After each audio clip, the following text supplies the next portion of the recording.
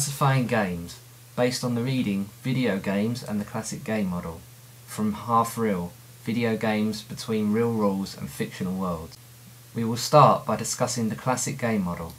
The writer of this extract, J. Joule, has pulled on other writers' theories and created the Classic Game Model. Joule believes that all games that are made fit within the Classic Game Model.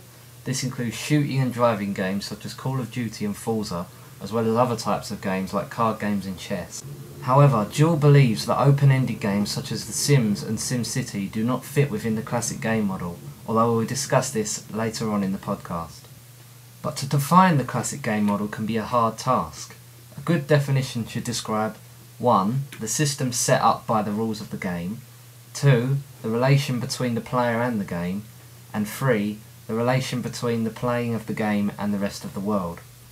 Joule refers to Bernard Sweets, who said, "The simplest way to test a game definition is to test it for being either too broad or too narrow." Joule believes that games such as The Sims and games of gambling are borderline cases to the Classic Game Model. Joule then goes on to look at past interpretations of game models by other writers. The different interpretations that are found are as follows. Number 1. Rules and outcomes. All writers agree that games are rule-based, but the outcomes is what divides them. It is a common feature for games to have variable outcomes. Joule believes if the outcome is the same every time, then it cannot be classed as a game.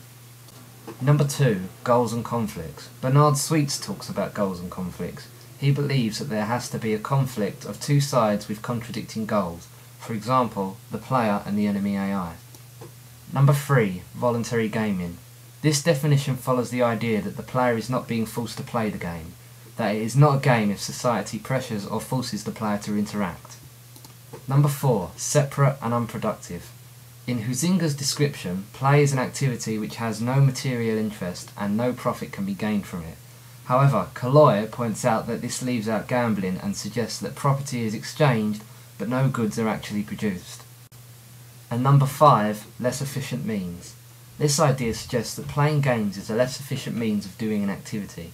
For example, playing the FIFA football games and then mastering them would be a lot easier than mastering how to play football itself.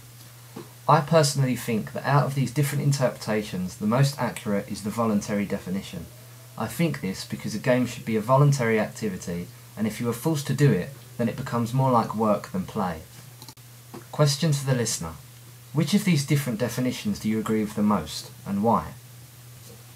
Joule believes that some of these definitions can be combined in order to classify games and formulate 6 rules that define a game. The rules are as follows. Number 1. Rules. Game-based rules that limit the player in some way. Number 2. A variable. A quantifiable outcome at the end of the game. Number 3. Valorization. Outcomes assigned to values such as positive and negative, as well as good and evil. Number 4. Player effort, such as the game being challenging to the player. Number 5. Player attached to the outcome, for example, having a sense of winning or happiness from the outcome of the game. And number 6. Negotiable consequences, so the player can play the game without any real-life consequences occurring. I personally think that these rules do define a game quite well, although there are some games, such as racing games, that do not have any sort of valorization, although this is not true in all cases. For example, in the latest Need for Speed game, Need for Speed Shift, driving carefully will earn you precision points, which could be seen as good, whereas driving aggressively will earn you aggression points, which could kind of be seen as bad. Question 2 to the listener. Do you agree with these 6 rules? Do you think that most games fit into these 6 rules? Joule states that games such as pen and paper RPGs are not within the Classic Game Model and these 6 rules because of the way that the human has control over the rules, meaning they can be changed at any point. However, I disagree with this point. I believe that this is in fact a game, as it can be played for fun. The human being able to change the rules does not change this fact.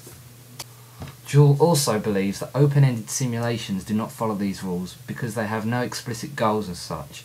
I also disagree with this statement. I think that playing simulation games such as The Sims is a game because it's fun and also does not have any real-life consequences. These games also include valorization, as you can make your character be nasty or nice to the characters in the game. Question 3 to the listener. Do you think that simulation games can fit into the definition of a game?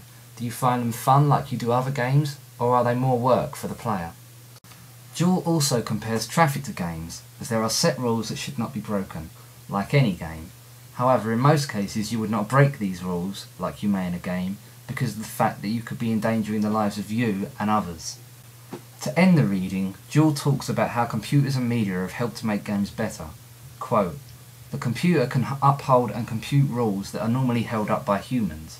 This is good for games because it means that the rules cannot be bent to the player's needs and people cannot cheat or change the rules." Jewel goes on to talk about how classic games can be implemented onto computers effectively. An example of this would be Solitaire. This is a game that is on most Windows computers and makes the game a lot simpler. You can easily find the cards with a click, and the score is easily kept by the computer.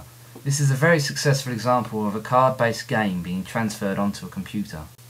Jewel then goes on to point out that such transfers in the other direction are almost non-existent. The rules of a video game are rarely applied to sports and other such activities. A notable exception is how some paintball players integrate the rules of the game Counter-Strike into their own game of paintball. Game media and computers can dictate and uphold the game in two distinct ways. Number 1, computation. How the game medium upholds the rules and decides what happens in response to the player input. Number 2, game state. How the game medium keeps track of the current game state. I think that the integration of computers and games is one of the best things that could happen to games, because now you can have so many different types of game. If you take the popular sci-fi shooting game Halo 3, once the basic idea is there it can be developed on. For example, the game is based around the shooting mechanic. This can then be added to multiplayer, where other game modes such as King of the Hill, Capture the Flag and Team Deathmatch can be implemented into the game's structure. Although the classic game model does have its limitations, I think that the new games that are coming out are really challenging the boundaries of the classic game model, and this needs to be discussed, and the model needs to be adapted for this. And that is what games have in common, the fact that we can talk about the borders between what is a game and what is not a game. Video games are the latest development in the history of games, and in my opinion, one of the best developments in the history of games. Thank you very much for listening to my podcast.